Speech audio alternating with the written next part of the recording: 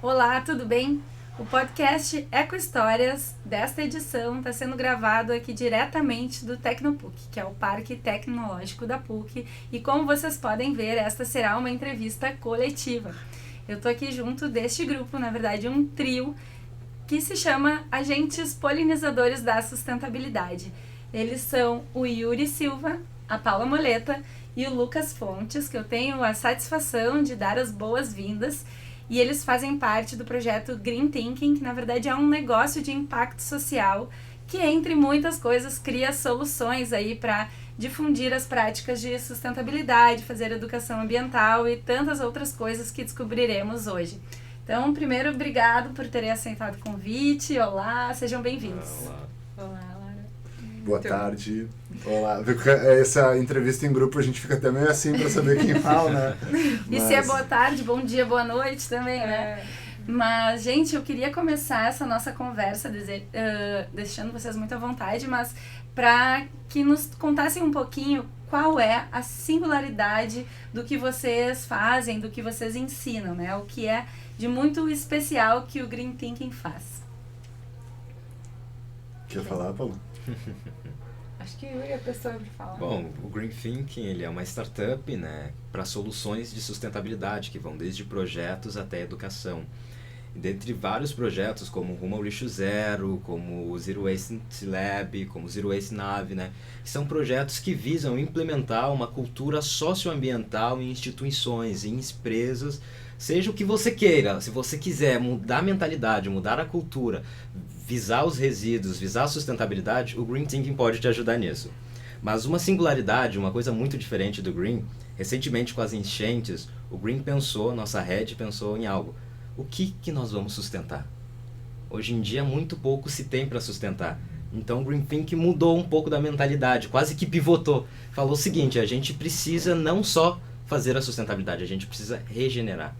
Então a singularidade do Green Thinking enquanto organismo vivo, enquanto startup, enquanto negócio de impacto, é não só pensar projetos sustentáveis, é não só pensar ações sustentáveis que vão desde palestras, workshop, estar dentro das instituições, mas sim pensar em como criar uma cultura regenerativa. Em como não só ser sustentável. O que é sustentável? A gente pega a sustentabilidade, pegar tudo que o mundo nos dá, usufruir sem afetar as futuras gerações, de maneira muito simplificada. Mas o que é regenerar? Além de tu usufruir, tu entregar também para o mundo.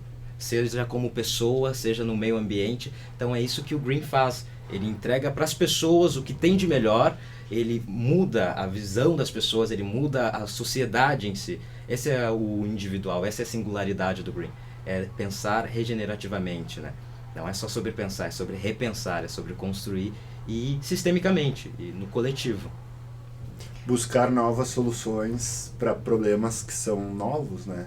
E como o Yuri bem expôs, assim, se nós temos problemas contemporâneos, não adianta a gente olhar e buscar uma solução do passado. Talvez a gente tenha que aprender com a nossa história para tentar solucionar esses problemas coletivos de uma maneira mais empática, mais alinhada com o planeta, né? E pensar num legado, assim, né? Por isso também a regeneração. Eu adicionaria também que a singularidade do Green, ela se dá com o formato e o amor que a gente tem pelas pessoas, por querer o bem, por querer que o planeta se regenere, que as pessoas estejam bem, que todos estejam felizes e alinhados. Então, é virar essa chave de hoje. A gente tem uma sociedade do consumo, uma sociedade do descarte, para esse olhar de um cuidado, do amor e da regeneração. E como é que vocês trabalham esses conteúdos, né? Vocês falaram aí em inspiração, em educação, de que maneira, né, de forma prática, assim, como a gente pode ver o trabalho de vocês através de conteúdos digital, fora da vida real? Eu sei que vocês têm aí trabalhos com teatro, com poesia, também palestra e a parte mais dura de gestão também. Então, quais são as formas que vocês veem mais eficazes para trabalhar esse engajamento da sustentabilidade? Depende muito, né? É uma pergunta uma resposta típica de um libriano. Mas depende o público que nós queremos atingir. Então, não existe uma receita de bolo pronto na sustentabilidade. A gente tem que adaptar conforme a realidade local ou conforme o objetivo que nós tenhamos com determinada ação, né? Então esses conteúdos podem ser em formatos digitais, em conteúdos mais soltos e mais rasos, ou pode ser um conteúdo mais profundo também no formato digital. Então vai depender muito o que se quer desenvolver, né, e aprender, estudar, ou o que se quer comunicar. Então são processos de aprendizagens, e aí, como tu disse, assim, a cultura, as artes, a literatura, a comunicação, né, como ferramentas de desenvolver a cultura da sociedade, né? Assim como a tecnologia, assim como mostrar os resultados, né? A gente vê que muitas pessoas acham que a sustentabilidade é um custo, mas os nossos projetos, eles vêm nos mostrando que sustentabilidade é muito pelo contrário,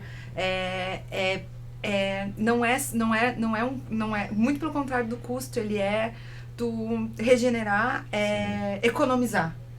Quando tu visa a sustentabilidade, quando tu dá um olhar mais sistêmico, mais sustentável, conectando os pontos, muitas vezes que estão desalinhados, tu começa a ter economia, tu começa a ter pessoas mais engajadas, pessoas mais apaixonadas pela sustentabilidade. E é isso, a forma como a gente trabalha é inspirando outras pessoas, porque a sustentabilidade, ela é de diversas formas, né? Hoje a gente tem aí diversas metodologias, a gente tem diversos formatos de fazer a sustentabilidade, mas no fundo, no fim, sempre são as pessoas. Então o formato que o Green leva é inspirando pessoas a fazer o seu melhor.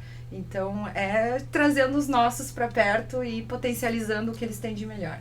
Conectando, né? Faz todo sentido a abelhinha, né? A questão da polinização. Eu ouvi que o Lucas trouxe a comunicação.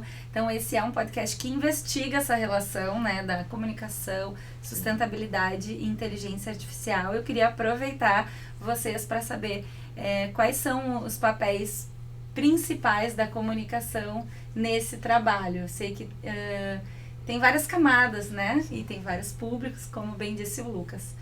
Mas na percepção de vocês, que importância tem a comunicação nesse processo? A comunicação pro Green, eu vejo que ela é um dos cernes centrais, assim, porque não se faz educação sem comunicação.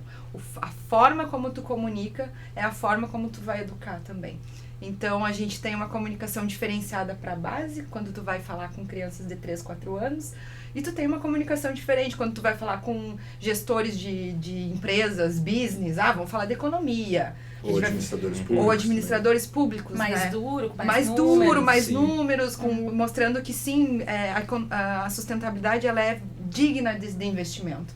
Então, a comunicação, ela se faz de diversas formas, e a gente tem eu diria que até essa especialidade de poder se comunicar com diversos públicos de formas diferentes. Se a gente está aqui no Parque Tecnológico e a gente tem que falar de startups, de inovação, tudo bem, vamos aí, falar de pivotar, core business e tal. Agora, se tu vai para uma escola, tu tem que falar da minhoquinha, sim, da casca de banana, da compostagem. São linguagens diferentes. Então, a comunicação, ao meu ver, ela é um dos cernes centrais do Green para a educação ambiental, de fato.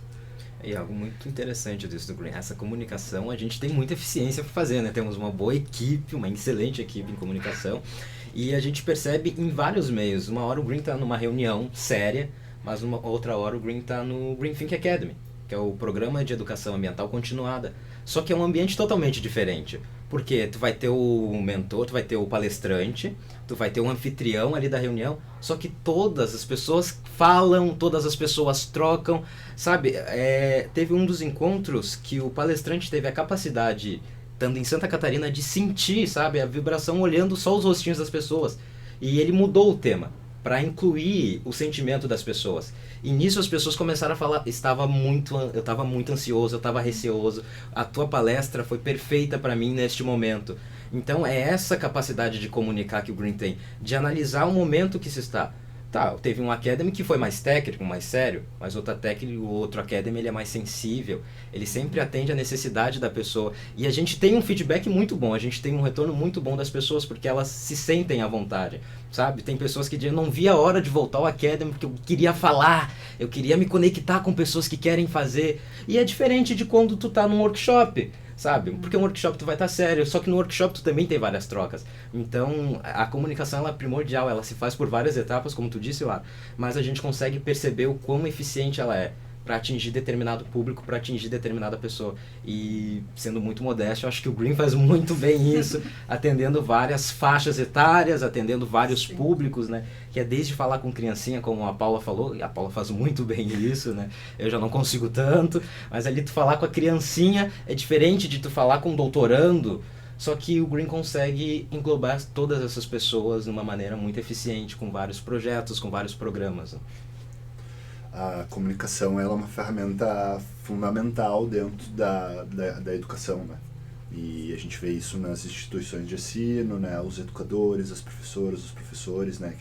Essa habilidade social ela é crucial no processo de aprendizagem.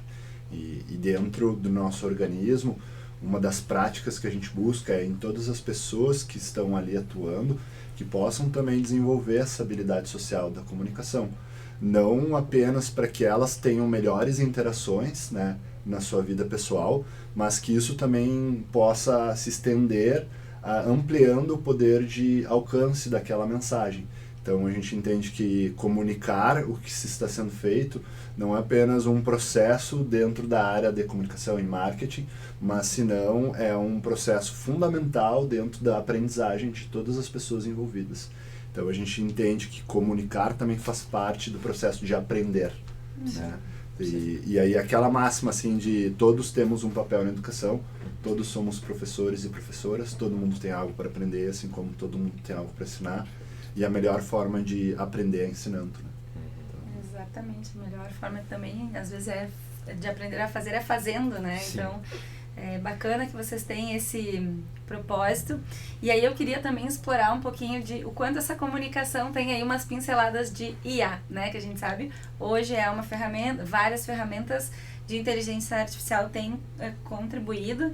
Então, vocês têm algum projeto que conecta a sustentabilidade e IA? Como que ela aparece no dia a dia aí dessas intervenções, produção de conteúdo de vocês?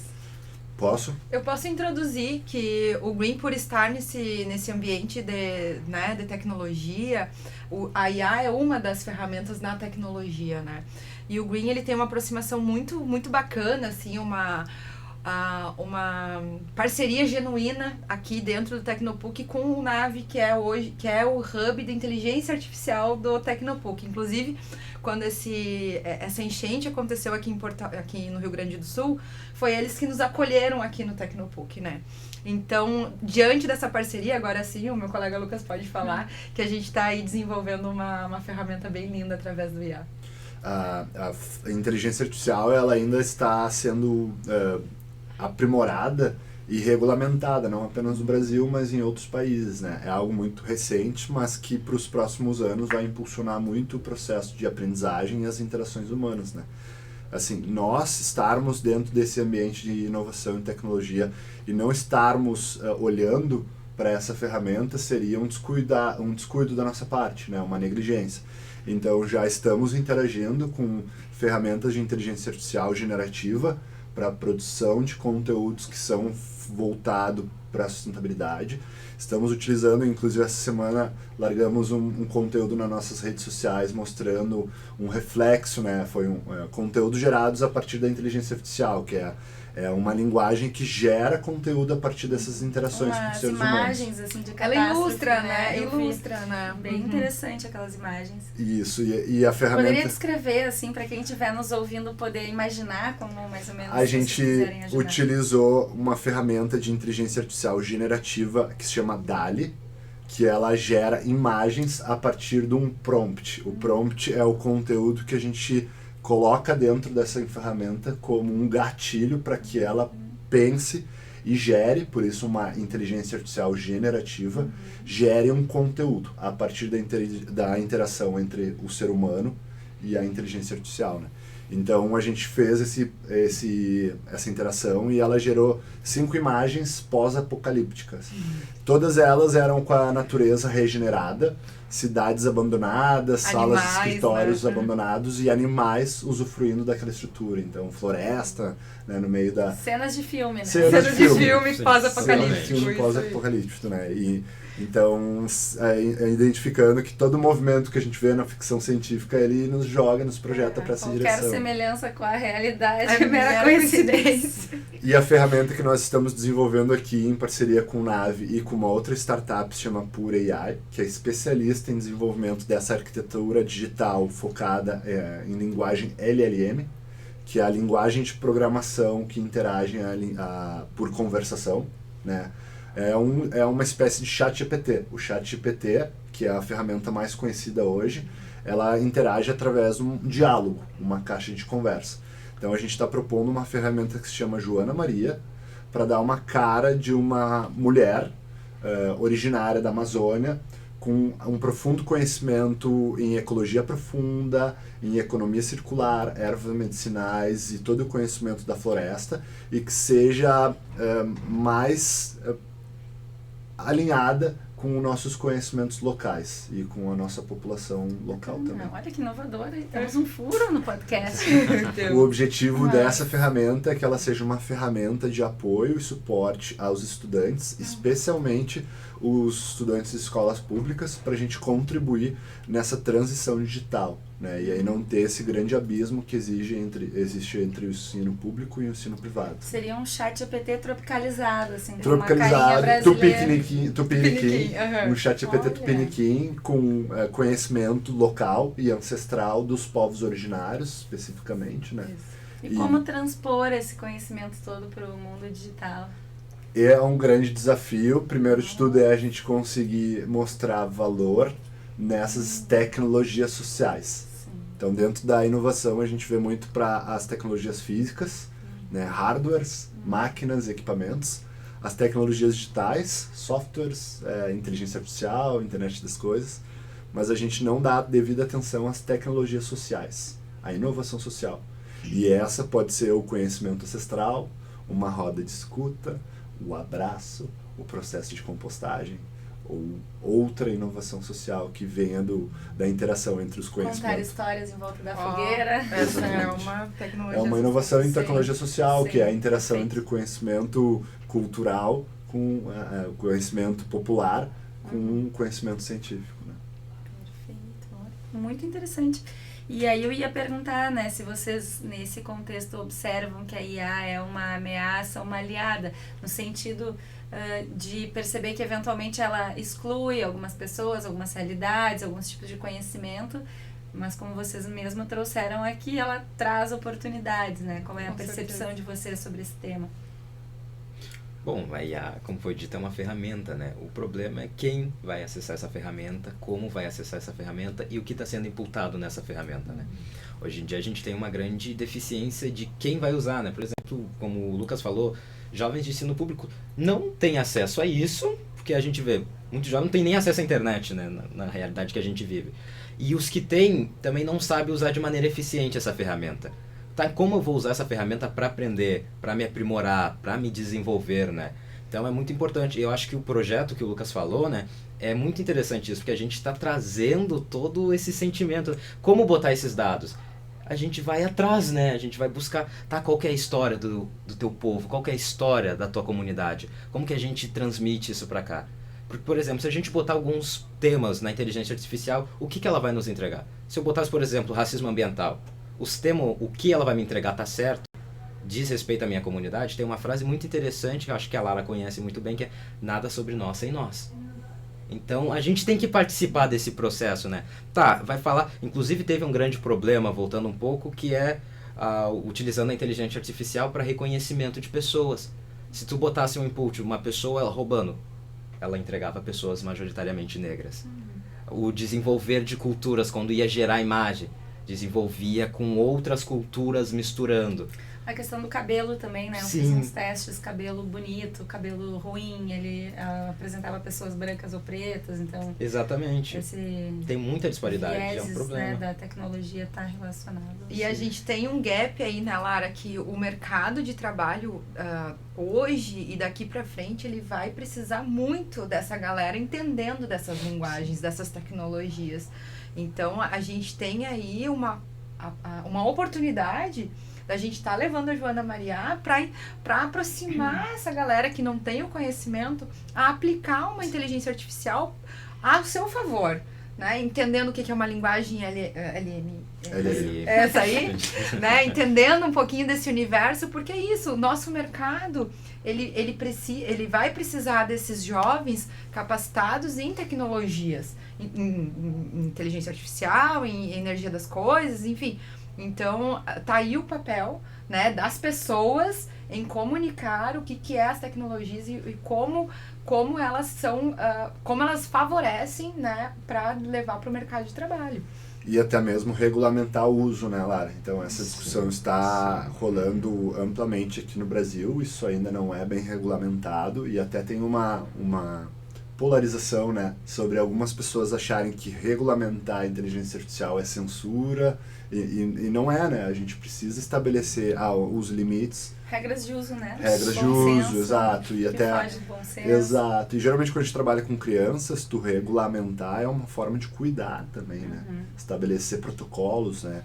E entender até onde vai a responsabilidade de cada cidadão nesse uso, né? E o que o Yuri estava trazendo também é importante salientar que a gente vê um reflexo da nossa sociedade, né? A gente tem diversos problemas sociais que, com o uso das ferramentas, especialmente de inteligência artificial, isso ou vai ficar mais claro, escrachado, ou dependendo de quem está usando, pode usar para reduzir esses problemas sociais, né? O preconceito, o racismo estrutural, ou a diferença com os povos que não são ouvidos, né? Então a gente tem uma possibilidade real de mudar a nossa realidade, só que é um superpoder, né? Depende de quem que vai estar operando essa ferramenta ou esse superpoder também. Super legal esse legado todo que uma discussão da criação da Joana Mariá, eu sei que tu salienta o Iá no final, não tinha me dado conta, né? Que ela pode causar, porque é isso, não é sobre usar ou não usar. Todos nós somos impactados e usaremos em algum momento. Mas esses efeitos, inclusive na educação, né, na avaliação de aprendizagem, é super importante a regulamentação, como o Lucas traz, é um caminho, né, que a gente tem para pensar. Agora eu queria provocar vocês mais um ponto sobre isso, que é o engajamento com os temas ambientais, que é de floresta, que é de água, de resíduos, muitas vezes está um pouco distante da tecnologia, mas a gente tem oportunidades tremendas, como foi dito. Então, assim, existem soluções conjuntas que podem perpassar aí o lúdico, a linguagem mais para as crianças, o teatro e a IA de forma integrada. Como vocês explicariam isso nesse momento que a gente está vivendo, em que isso ainda é novo, isso ainda é um pouco um mistério? O novo assusta, né? Nós, de modo geral, a gente tem um averso ao novo, a mudanças, né? Eles, às vezes, nos trazem um desconforto e naturalmente a sociedade se retrai, assim, quando a gente propõe novos comportamentos e uma nova cultura. Porém, não é uma opção. Agora é uma necessidade a gente reverter alguns comportamentos destrutivos da população de modo geral, né? E o design biofílico ou esse alinhamento com a natureza, ela, como eu digo, não é uma opção, é uma necessidade. Então a gente exercer um pouco mais a biomimética, né? A gente aprender com os elementos naturais ou ciclos naturais, né, dos ecossistemas. Isso nos ensina muito, inclusive a como assegurar a sobrevivência da nossa espécie, né? Se nós, como seres humanos, queremos perpetuar nesse plano ou deixar um legado, a gente vai ter que se adequar ou se adaptar, né? E agora não é mais uma opção para o desenvolvimento das raças humanas, e sim agora uma necessidade para a sobrevivência da raça humana. Eu não sei se vocês viram um jogo aí que andou rolando na internet, mas era um game que o pessoal colocava óculos, né, de realidade virtual e aí podia visualizar as ruas da sua cidade sendo atingido por enxurrada, assim. Eu vi isso em dezembro, num evento lá na França que eu tava. E aí agora a gente vê isso nas nossas redes sociais, na minha, assim, a realidade virtual, ela veio, né? Ela chegou, assim. Então, talvez se a gente pudesse simular esse biofilia, né?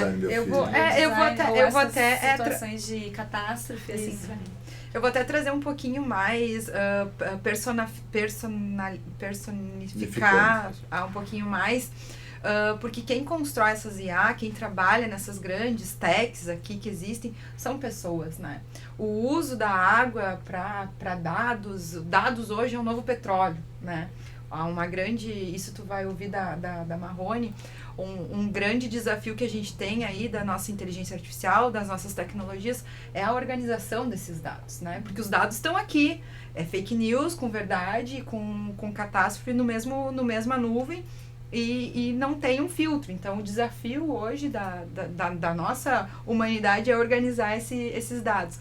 Então, a gente não pode afastar muito a natureza de nós mesmos, porque, afinal, somos natureza também. Então, por trás dessas grandes tecnologias, dessas grandes tech, existe um grande consumo de água, um grande consumo dos nossos recursos, um grande consumo dos nossos minérios. Então, é errado a gente afastar. É muito errado a gente não olhar esse impacto que essas techs também trazem. E as organizações são feitas de pessoas, né? Como a Paula comentou, assim, no final das contas, são pessoas sobre pessoas. Muito bem.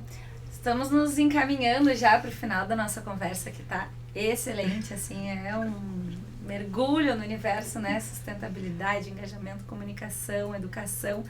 Para fechar, eu gostaria de perguntar para vocês três, como gerar valor a partir da educação para a sustentabilidade, comunicação, engajamento. Como fazer desse propósito um trabalho com produtividade, como vocês sobrevivem disso, né? O trabalho de vocês. Então, assim, a dica de como talvez tangibilizar ou materializar essa filosofia, esse legado inspiracional do Green. Primeiro, eu acho que é a parte mais difícil, né? Pergunta de $1 milhão. Sustentabilidade financeira do negócio, para engajar, para trabalhar com impacto, ele é um desafio, é um constante desafio. E a gente busca sempre empresas e organizações que acreditam nisso, né? Que já são vocacionadas. Então, não é fácil, não é uma tarefa fácil. Tem que ter muita resiliência, e disposição, né? Não cai do céu, a gente tem que trabalhar muito, muito duro para se alcançar uma sustentabilidade financeira. Hoje, quem basicamente paga nossas contas são empresas, né? Embora o foco principal seja as pessoas, são empresas que pagam por essas soluções, que a gente tem esses contratos que asseguram a sustentabilidade financeira da nossa empresa como um negócio. E a partir dessas interações a gente tem entendido melhor como desenvolver novas soluções, não apenas para as organizações, mas também para as pessoas e para as cidades, né? Então a gente tem buscado desenvolver novas soluções, mas que elas possam estar gerando valor para todo mundo, assim, né?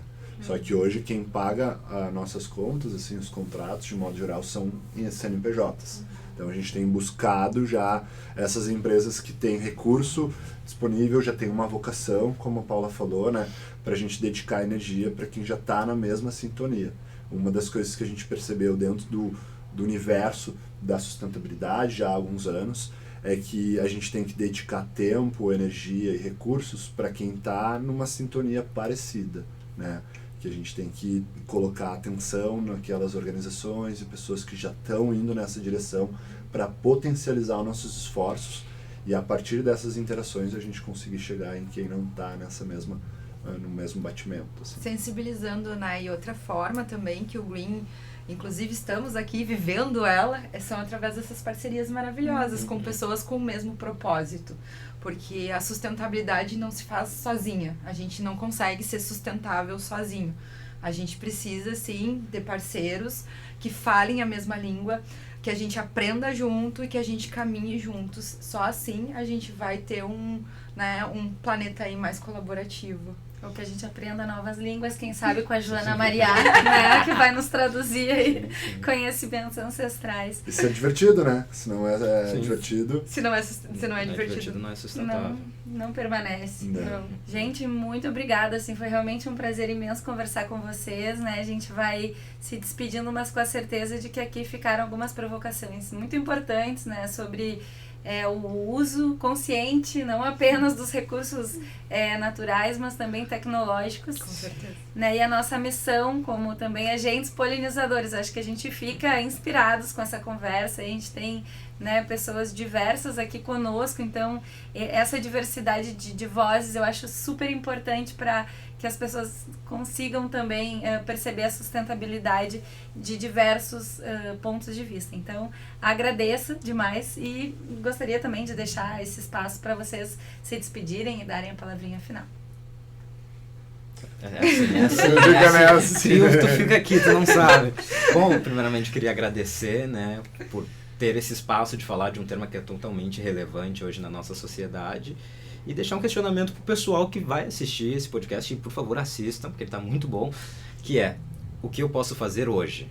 O que eu posso fazer nesse momento, tá? Seja postar alguma coisa, seguir alguém relevante, separar o meu resíduo, compostar, o que eu posso fazer? O que tá no meu alcance de fazer? Se tu fizer o mínimo, é uma escadinha, pensando global e agindo local, que a gente consegue ter uma certa evolução. Eu só quero agradecer, Lara, sou fã da Lara, né, do trabalho que ela vem desenvolvendo, acompanho de pertinho toda a Ecohistórias. Assim, porque agora a gente tá ao vivo, dá pra... Ao vivo, presencial, pode abraçar. Então, é uma satisfação estar aqui, ainda mais ouvindo, né, conversar sobre um tema, assim, que eu tenho aprendido muito, né, porque muda muito rápido, é muito volátil, as tecnologias, elas estão vindo, assim, numa velocidade que é difícil de acompanhar. Então, mesmo estando num parque, mesmo estando aqui, respirando isso, é um aprendizado contínuo. Então, a dica é: continuem aprendendo, continuem buscando, né, fontes verdadeiras, fontes fidedignas aí para se informarem, e sigam as dicas do Yuri, né, porque é isso. Não, é um parque tecnológico. Por um momento eu pensei, estamos num parque de diversões. Não, um parque tecnológico, mas com emoções, né? Quando a gente recebe as comitivas de criança, o Lu fala: esse é um parque, mas não é de diversões. Tem que ser lúdico também, né? E muito obrigado, Lara, pela parceria, não só pelo espaço, mas por nos inspirar nessa jornada. Pode ter certeza que tu tem uma boa responsabilidade sobre todo esse movimento. A gente se inspira muito também nessa troca e queremos seguir apoiando, contribuindo. Somos ferramentas, estamos à disposição aí para ajudar como for possível. Muito obrigada. Vamos agradecer também ao Felipe, que está na técnica aqui. Vocês Operando, não estão operador. vendo, está conosco, né? E a esse primeiro episódio gravado aqui, então, no Tecnopuc, foi lindo, né? Estamos aqui todos iluminados, então... É isso, pessoal. Acompanhem e muitas outras eco-histórias vêm aí. Até mais.